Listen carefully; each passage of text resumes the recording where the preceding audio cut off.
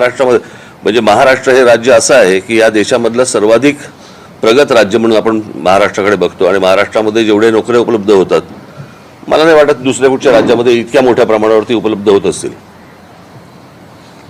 आज बऱ्याचशा गोष्टी जर समजा आपण बघितल्यात तर या म्हणजे ज्याला आपण खाजगीकरण करतायत केंद्र सरकार काय करतं आणि सगळ्याच आता या खाजगी ज्या संस्था आहेत इथे आरक्षण आहे का?